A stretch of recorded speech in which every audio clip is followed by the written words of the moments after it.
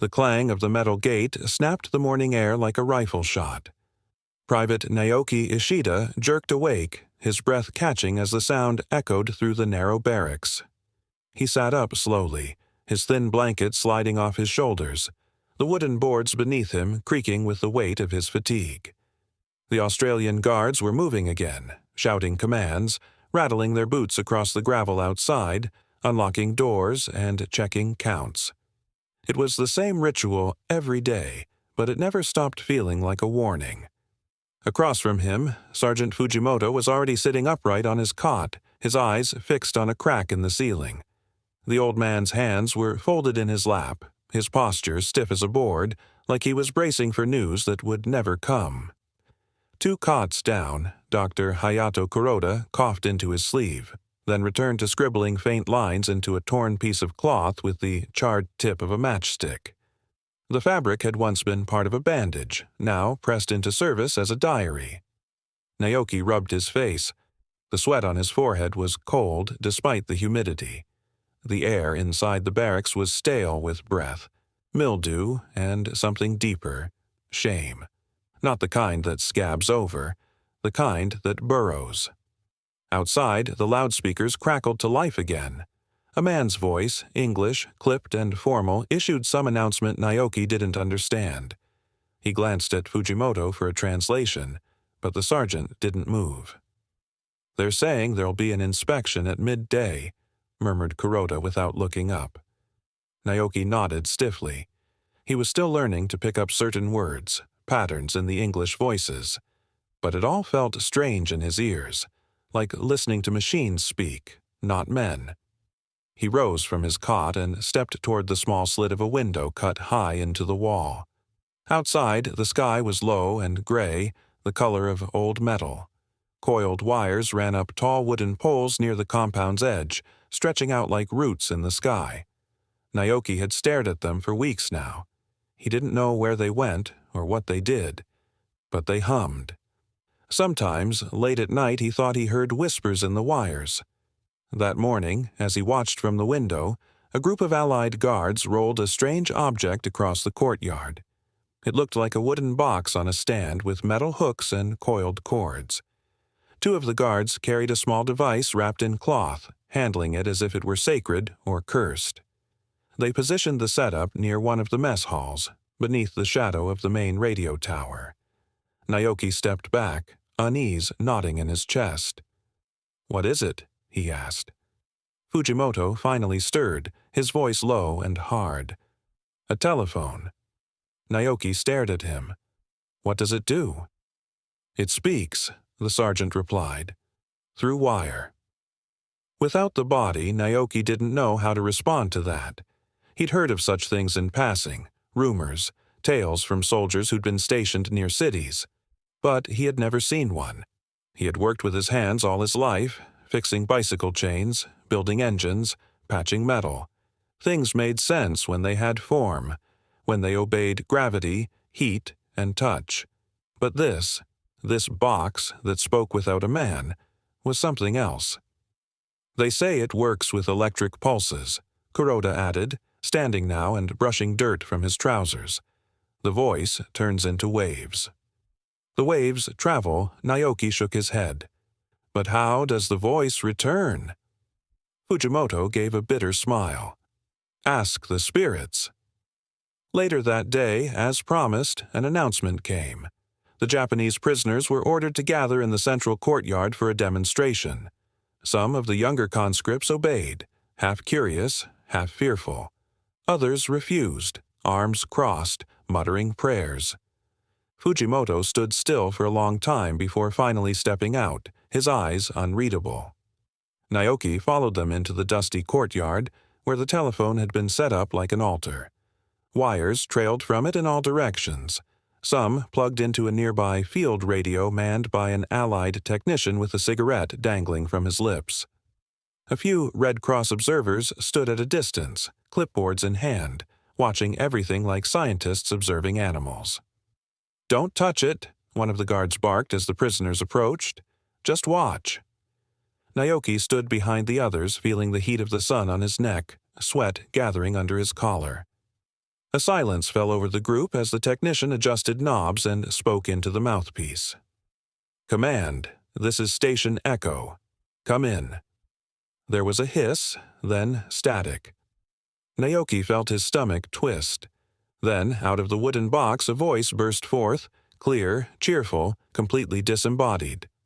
"G'day, Dennis, loud and clear." Naoki dropped his cup. It hit the ground and cracked. The barley tea splashed over the dust, steaming for a moment before vanishing into the earth. Around him, some of the prisoners gasped. One fell to his knees. Another made the sign of the cross despite being raised in Shinto tradition. Even Fujimoto's breath hitched.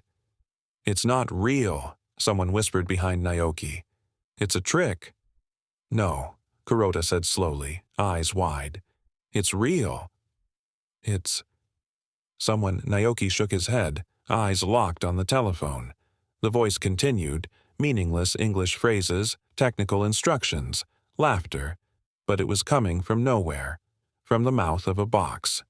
He backed away, chest pounding. "It was not the sound of a man," he muttered. "It was the ghost of a machine speaking across the sky." That night, the barracks were quieter than usual. No one sang. No one told stories. Men lay awake, staring at the ceiling, trying to forget the voice that had traveled without flesh or breath.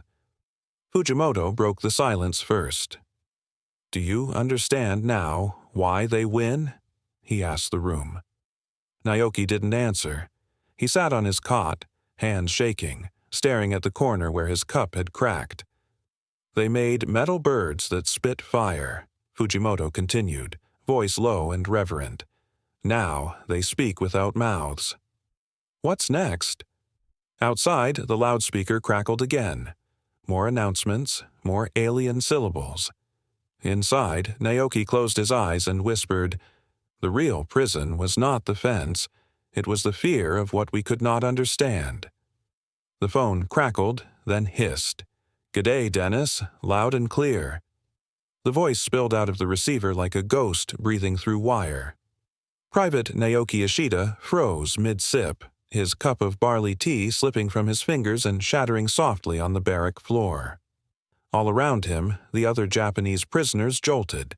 Some recoiled instinctively. Some stood rooted, blinking in disbelief at the wooden box that had just spoken. The guards said it was a demonstration. A single table had been dragged into the open dirt yard at the center of the compound.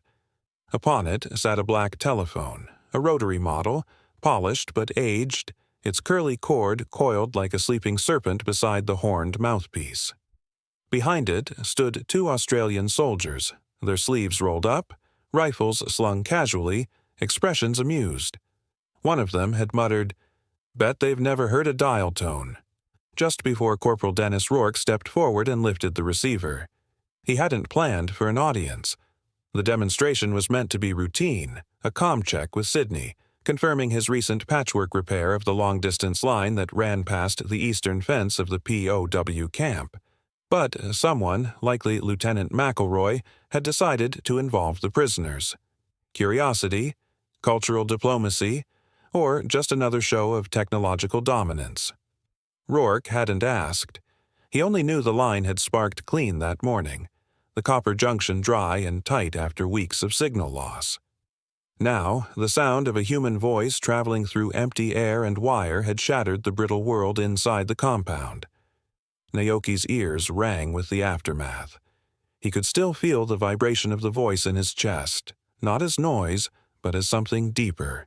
A presence, disembodied, commanding, the kind of voice he had only ever imagined coming from gods or ghosts. Beside him, Sergeant Fujimoto's jaw clenched. His arms were folded tight across his chest, knuckles white, though his eyes betrayed something that hovered between fury and awe. Dr. Hayato Kuroda, thin and hollow-eyed from nights spent whispering into his own thoughts, leaned forward almost imperceptibly, the flicker of science tugging at his doubt. No one spoke.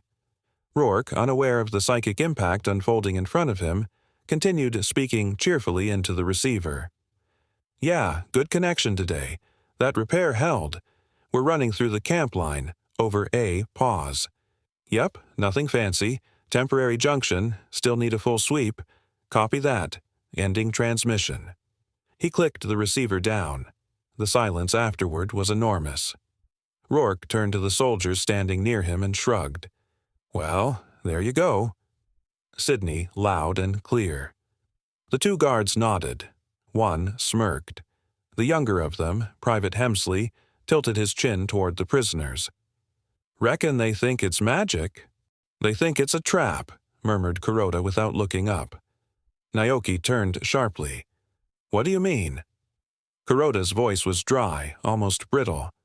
They show us a voice without a body. A message without a messenger. It is unnatural.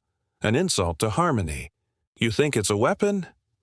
I think it's a mirror, Kuroda said, his eyes narrowing, and we are not ready to see ourselves in it. Before Naoki could reply, the soldiers began rolling up the phone cord, preparing to carry the unit back to their comms hut. But the damage had already been done. Not physical, not like bullets or whips, but something more lasting, an invisible incision across their belief. That evening, the mess hall was quiet.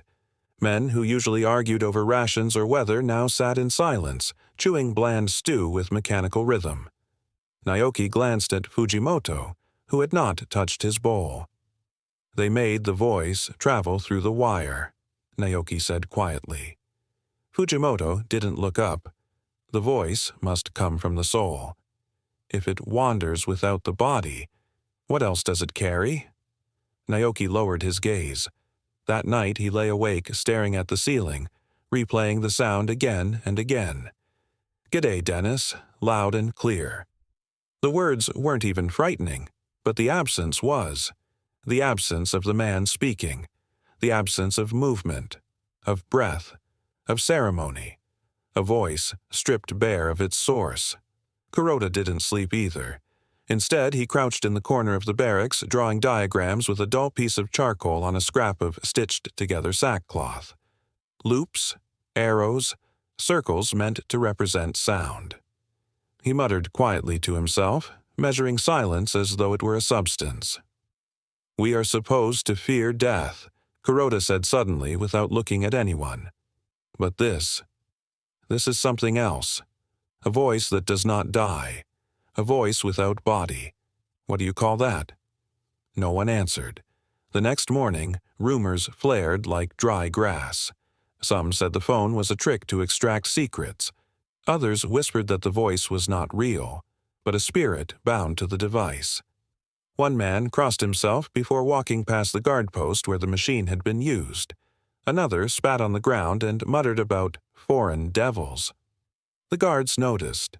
One, amused, asked Fujimoto, "Scared of our talking box, are you?" Fujimoto didn't reply. He simply turned away, spine straight. But something had begun to stir. Rourke, meanwhile, sat back in his barracks, threading wire through an old switchboard panel. His fingers were cut and dirty from the week's repairs, but he worked with the kind of focused stillness that came from long habit. He had no idea the tiny voice test he'd conducted had echoed so deeply inside the men behind the fence. He just wanted the system to work, for the lines to stay clean, for his part in the war to be useful, not glamorous, not heroic, just useful. But over the ridge, across that wire, something far more profound had begun. Back in the POW camp, Naoki sat alone on the stoop of the barracks. The others had gone inside. He stared at the patch of earth where the phone had sat. His eyes narrowed, not in fear now, but in thought. What made a voice real? The sound, the speaker, or the belief of the one listening? The sun dipped lower, casting long shadows across the dirt. Somewhere beyond the perimeter, a kookaburra laughed. Naoki pressed a hand to his chest as though to feel if his own voice was still where he'd left it. It was not the sound of a man. It was the ghost of a machine speaking across the sky. The first time the telephone crackled again, a low mechanical whine echoed through the compound like the buzz of an angry insect. The noise came from the guard station, but the line trailed across the open yard like a serpent, coiling beside the barracks where the Japanese prisoners had watched the earlier demonstration. Now it sang again, a screeching mechanical pulse that made the men freeze mid-step. Naoki Ishida dropped the rusted spoon he was using to stir a tin bowl of barley mash. The sound jolted him, not because it was loud, but because it had become familiar. And yet, each time it sparked to life, it rattled something deep inside. He turned to look at the others. Sergeant Fujimoto stood against the wall of the barrack, unmoving, his eyes closed like a monk trying to endure a storm with silence. On the opposite side, Dr. Hayato Kuroda sat cross-legged, staring out the slit window toward the pole that held the cable, his gaze narrowed, analytical, and oddly reverent. "They're testing it again," muttered Private Kenji Nomura, a younger man from Shikoku, his voice almost a whisper. "They want us to believe it's harmless." No one answered. Within minutes, the guards returned. Two of them, one short and red-faced, the other tall and broad-shouldered, carried the same wooden telephone box from before. They didn't explain their presence. They didn't need to. They simply set the box down near the mess area where most of the prisoners could see it and walked away, laughing as they left. "That thing again," Fujimoto finally said, his voice flat. Naoki studied the lines of tension around the older man's jaw. Fujimoto hadn't spoken since the first demonstration 3 days ago. Not a word, not a syllable. His silence had become something sacred among the others. For him to speak now, even in quiet disdain, felt like an earthquake. Kuroda stood slowly, brushing dust from his knees. "It makes no sense," he said, moving toward the box. "Sound cannot fly. It must pass through breath, through lips. But this—" Naoki followed him, hesitant. As they approached, a breeze stirred the dust in the compound yard. The cable overhead hummed slightly in the wind, and Naoki felt his chest tighten. "It's sorcery," someone behind them muttered. "Or worse," said another, "a trick to expose us." The words hung heavy in the air. The prisoners had begun using different terms for the telephone. Yurei denwa, the ghost wire, Tengu's ear, even Kuronokuchi, the black mouth. What disturbed them wasn't just the sound, but the idea that the voice had no body, no face, and yet it knew them. Later that day, Allied guards began the mockery. "You scared of wires now?" the tall one sneered as he passed a group of prisoners sitting in formation. "Maybe we should send it in to brush your teeth." The short guard laughed too loud. "Ghost-fearing monks," he said, waving his hand dramatically as if shooing away invisible spirits. Naoki sat frozen, his fists clenched in his lap. He felt his cheeks burn, not from shame, but from helplessness. The others stared at the ground, some blinking fast, others stone still. Even Kuroda didn't react. His attention was locked on the telephone box, which now sat like a cursed idol in the middle of their world. The guards didn't stop. For days they found new ways to humiliate the prisoners. They tied a string between 2 tin cups and hung it outside the barracks, saying, "Japanese telephone." They drew childish spirits on chalkboards near the officer quarters, ghost heads with wires coming out of their mouths. The taunts weren't cruel in tone, but their persistence cut deeper than any shouted insult. In response, fear took new shapes. Some of the older prisoners stopped walking near the pole that held the line. One man, a former naval lieutenant, demanded the pole be moved away from the barracks entirely. "It radiates," he insisted. "It will twist the soul from the body." Red Cross representatives took notes. In their logs they wrote, "Cultural resistance to telecommunications equipment," possibly linked to pre-modern education or superstition, but they didn't see what the prisoners felt, that the telephone was not a tool, it was a violation, a wound that opened every time it spoke. Inside the barracks, the strain was unbearable. Fujimoto stopped eating with the others. He paced in circles during meal hours, his mouth moving silently as if reciting scripture. Kuroda, who once organized quiet discussions among the men, withdrew into his corner, where he sketched diagrams obsessively on scraps of cloth. Naoki had seen them, crude attempts at rendering the box's insides, coils, screws, something like a battery. But the doctor had no real materials, only guesses. One night, Naoki sat beside Kuroda under the dim bulb strung above the mess hall. He watched the older man trace his finger over a diagram for the third time. "You believe it's just wires and metal?" Naoki asked quietly. Kuroda didn't look up. "I want to believe that." "Then why do you look afraid?" Kuroda hesitated. His fingers stopped moving. "Because if it's only wires, then we were wrong about everything. About where strength comes from. About what makes a voice matter." Naoki didn't answer. Outside, the night wind hissed through the fence. Somewhere, a guard laughed in his sleep. Days later, a guard offered Kuroda a small screwdriver as a joke. "Maybe you can fix your ghosts," he said, grinning. But Kuroda accepted the tool with a silent nod, and to the guard's surprise, immediately knelt beside the telephone box. "What are you doing?" Naoki asked as the doctor unscrewed one of the side panels. "I need to see its blood," Kuroda replied, "so I can stop fearing its voice." He worked for hours, hunched like a surgeon over the opened casing. The other prisoners watched in silence. But when morning came, Kuroda had found nothing he could understand, only more confusion. His hands shook as he replaced the panel. "I lack parts," he whispered, staring at his ink-stained fingers. "I lack books. Worse, I fear I lack faith." After that, Kuroda barely spoke. He still sketched diagrams, but they no longer had labels, just shapes, empty and disconnected. Fujimoto, too, became more withdrawn. One morning, Naoki found the older man seated alone, watching the telephone pole sway in the breeze. A single tear rolled down his cheek, though his face remained hard. "Do you think it watches us?" Naoki asked gently. Fujimoto didn't answer for a long time. "I think it listens," he finally said, "but not with ears." With memory, Naoki frowned. "What does it remember?" "Everything we lost when we stopped believing in our own silence." The words haunted Naoki for days. He began to avoid the telephone himself, walking wide circles around it whenever he had to cross the yard. But it always seemed to hum when he neared. Not loud, just a faint vibration in the earth, a reminder. Then something changed. One afternoon, the guards returned to move the box.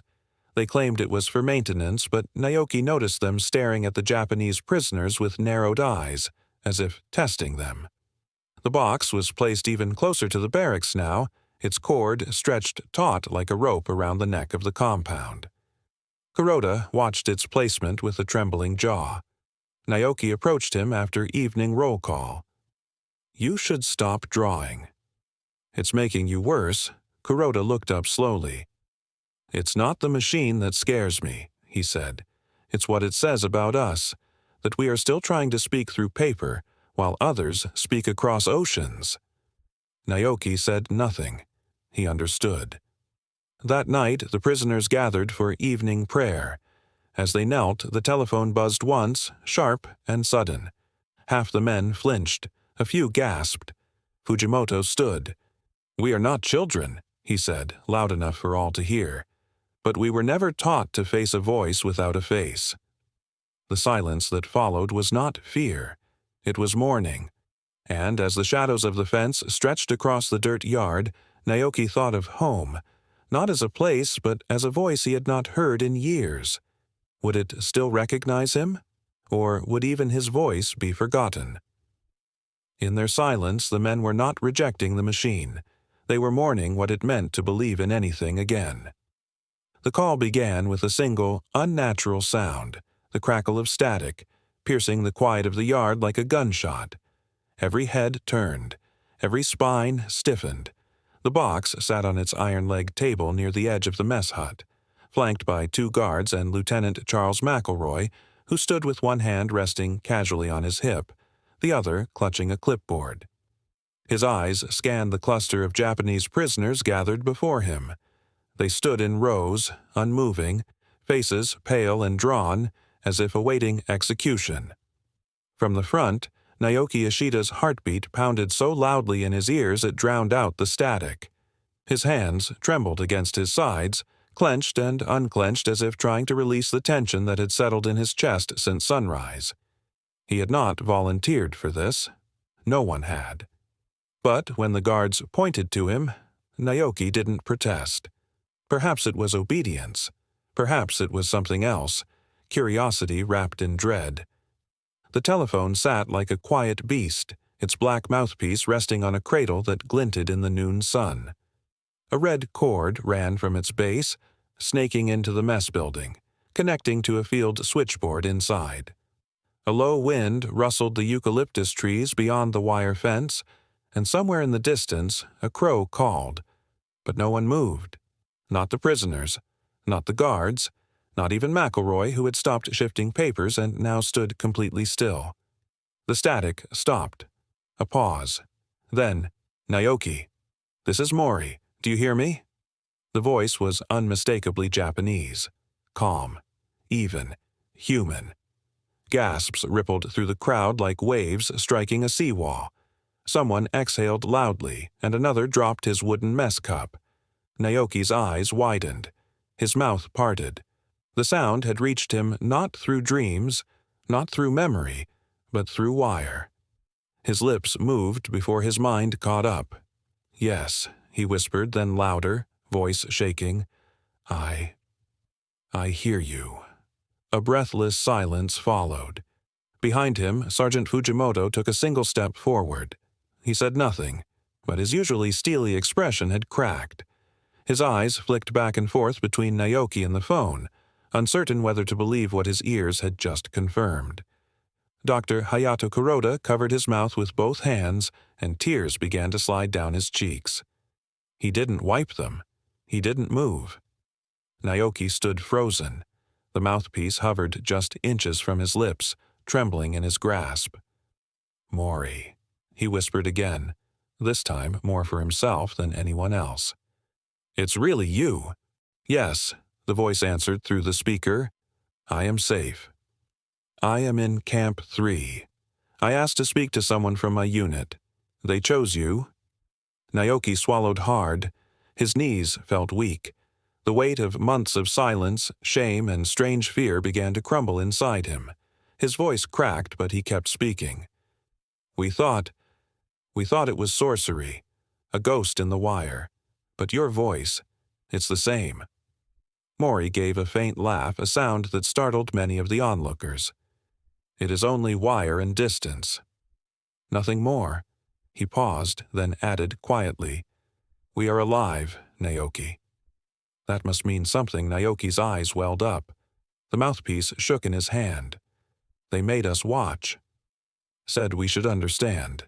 But I didn't think I could. Until now." Behind him, the prisoners no longer stood stiffly. Many had taken hesitant steps forward. Fujimoto now stood at Naoki's shoulder. His eyes, bloodshot and unreadable, lingered on the device. "It is not magic," Fujimoto said aloud, almost to himself. "It is a man." Lieutenant McElroy watched from his position a few yards away. He had expected hesitation. He had expected, perhaps, confusion. He had not expected this.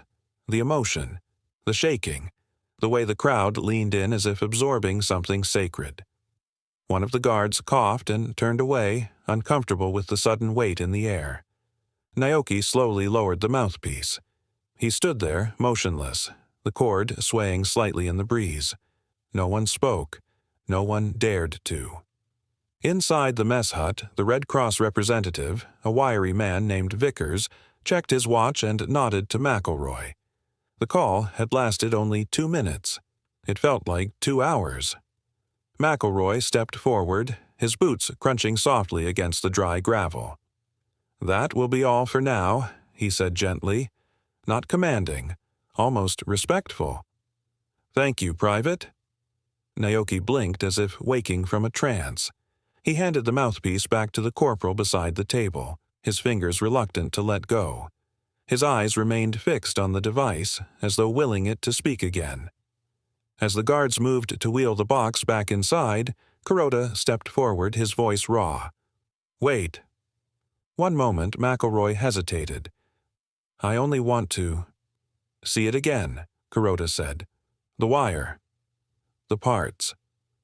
Please, McElroy exchanged glances with Vickers, then gave a small nod. The crowd did not cheer. There were no raised fists, but something fundamental had changed. The prisoners did not retreat back to their barracks with bowed heads. They lingered, watching, whispering. The air felt lighter, not joyful, but altered. Later that night, by the low candlelight of their barrack, Naoki sat between Fujimoto and Kuroda, his knees pulled close to his chest. "I used to dream of my father's voice," he said quietly, "but it always faded before I could reply." Kuroda, eyes still damp, stared at the charcoal marks he'd drawn on a scrap of cloth. They were lines and loops, crude circuits that meant nothing yet, but now burned with new meaning. "You answered this time," he murmured, "and someone heard you." Fujimoto picked up his pencil and reopened his diary for the first time in weeks. He wrote only one sentence before closing it again. The voice traveled through wire, not sky, not spirit, but memory. Outside, a low wind carried eucalyptus leaves against the tin roof, and the last glow of the western sun dipped below the camp walls. No one slept easily that night, and yet no one feared the wire any more. The wire did not carry ghosts, it carried the weight of memory that war had tried to erase. The telephone sat on a small wooden crate near the edge of the inner yard, its mouthpiece gleaming under the pale Australian sun. It hadn't rung again since the voice of Ensign Maury broke the silence weeks earlier, but its presence remained like a stone in the center of a still pond, disturbing, undeniable, and magnetic. Dr. Hayato Kuroda stood in front of it now, hands folded behind his back, eyes narrowed. His posture was stiff, but his gaze betrayed curiosity wrapped in shame. A guard leaned lazily against the wall nearby, chewing gum, rifle slung across his shoulder. "Ain't gonna bite you, mate," the guard chuckled. Kuroda didn't flinch. He simply tilted his head, studying the black cord like it was the spine of a dead animal.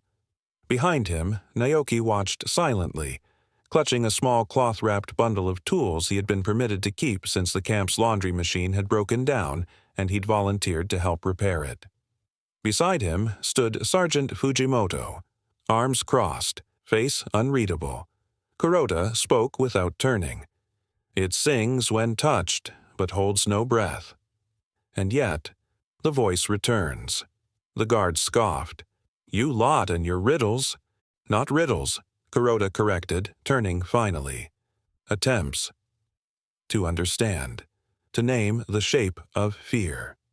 That afternoon, he submitted a written request, scrawled in uneven English and passed through a translator, for supervised study of the device. The Allied officers debated briefly, then allowed it, if only because it amused them. "Let the professor have his wires," one said.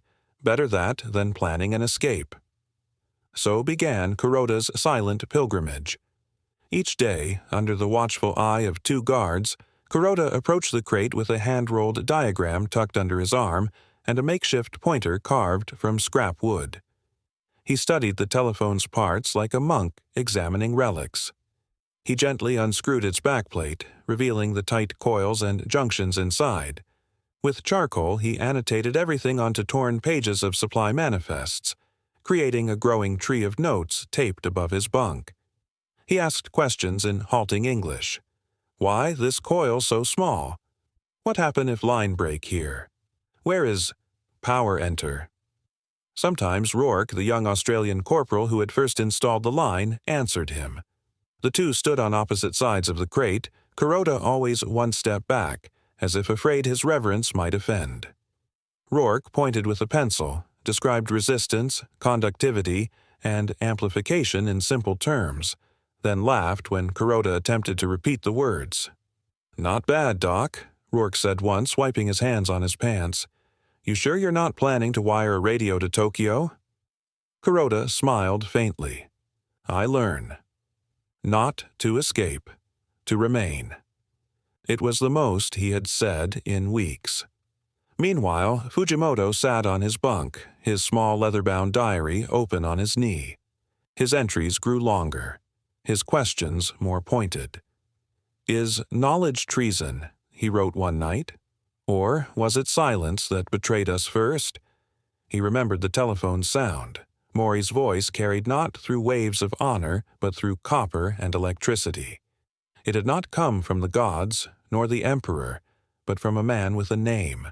A man they knew. That memory gnawed at him like a splinter he couldn't remove. One evening, Fujimoto approached Kuroda, who was tracing a wire's arc with trembling fingers. "You think this saved us?" "No," Kuroda replied without looking up.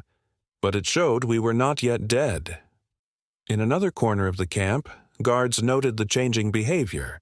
The prisoners were more orderly, more focused, less prone to arguments. It was written off as fatigue or weather or even successful discipline. None considered that it might be awakening, but Naoki saw it. One morning, while scrubbing the cement steps of the mess hall, Naoki paused mid-swipe. The sun glinted off a nail embedded in the concrete, casting a slender line of reflected light. It reminded him of the telephone cord, thin but strong, stretching between unseen places.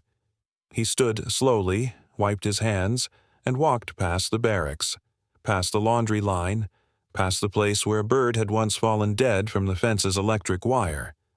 He approached Rourke directly. The corporal looked up from a crate of wire spools, surprised. "Something wrong, mate?" Naoki bowed, not deeply, but with care. "May I learn," he said, voice shaking, "how the voice travels?" Rourke blinked. "Pardon?" Naoki steadied his breath, clutched his hands together to hide the sweat. "Telephone." "I wish to learn the path." A voice silence fell. A nearby guard shifted, suspicious. Rourke frowned, trying to gauge if this was some coded request, but Naoki's eyes were clear, not plotting, but pleading. Sure," Rourke finally muttered, still thrown. "Yeah, I guess.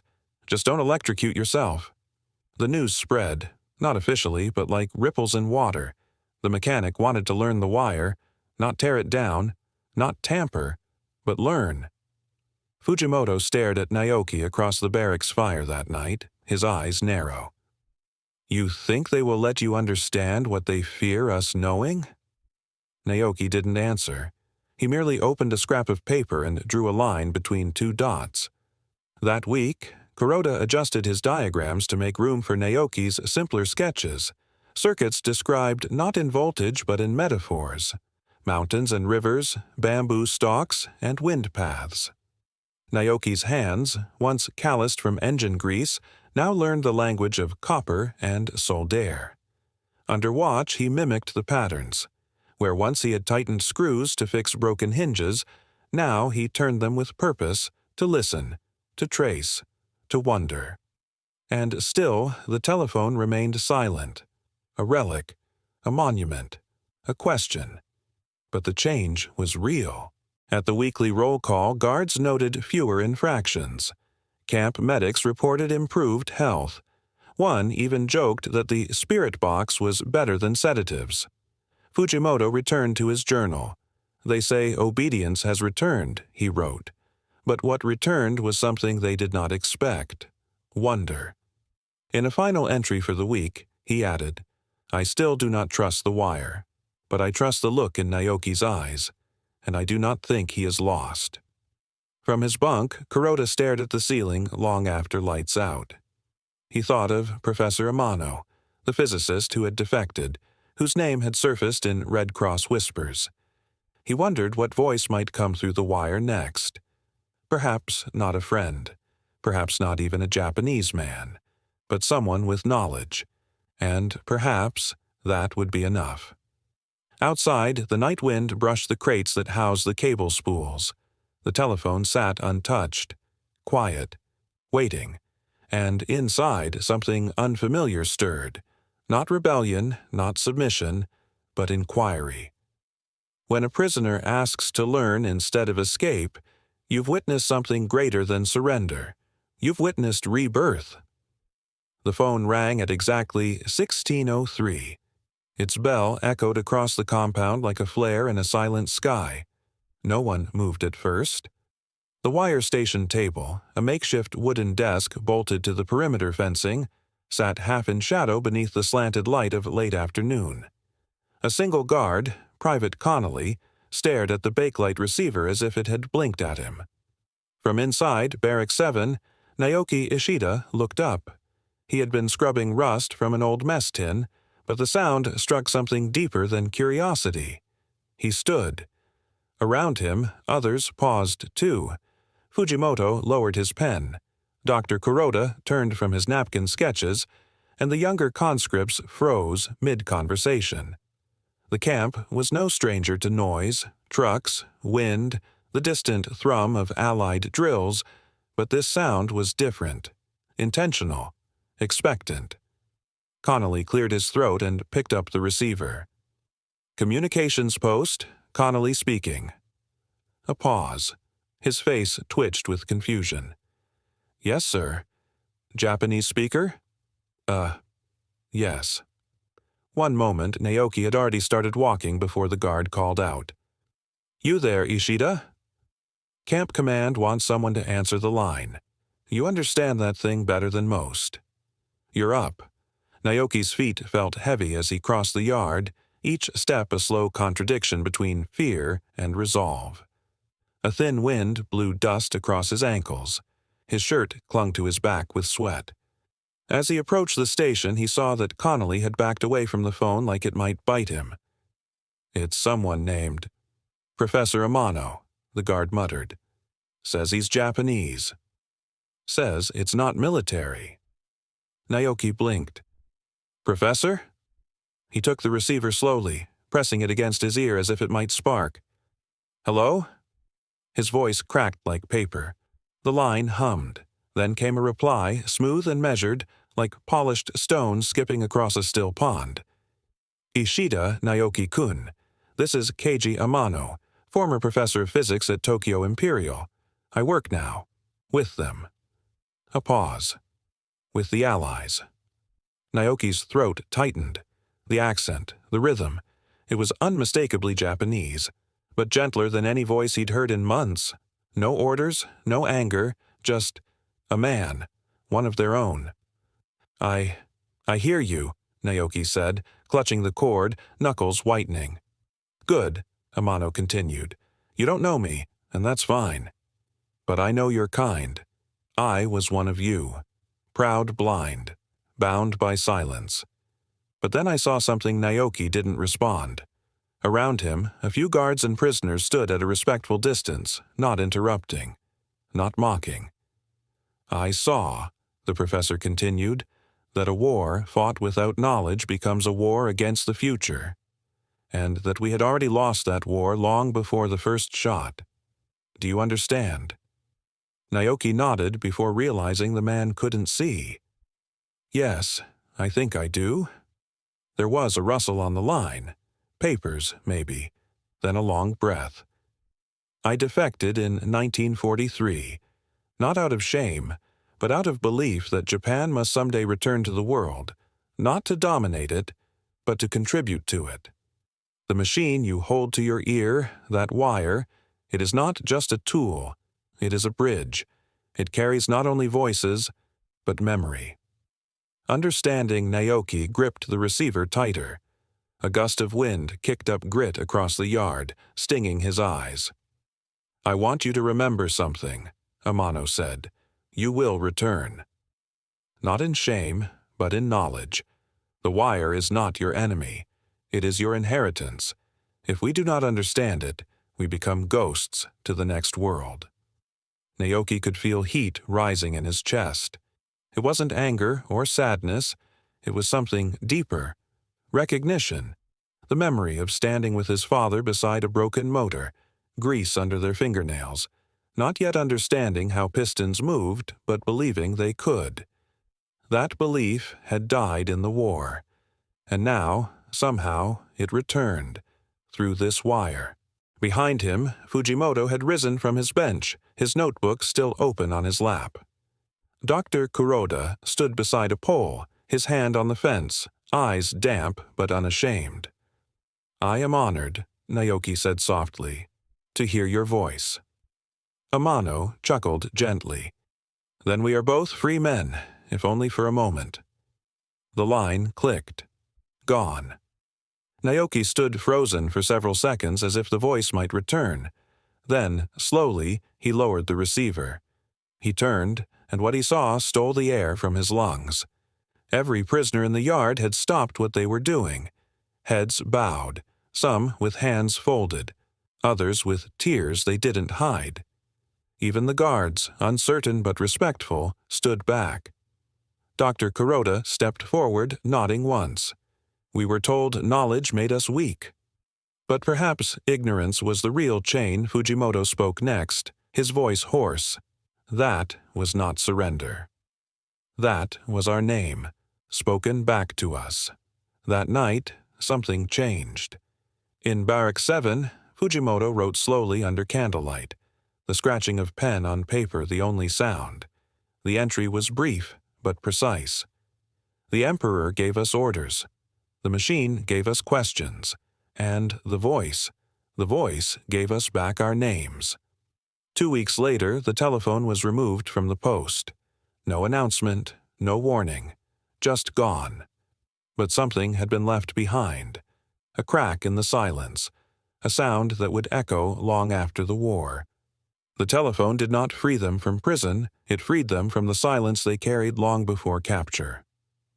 Disclaimer: the story you just watched is fictional. It explores themes of fear, technological wonder, and the clash between tradition and modernity during times of war. Its purpose is to raise awareness of how misunderstanding and isolation can shape perception, while inspiring curiosity and empathy across cultures and histories.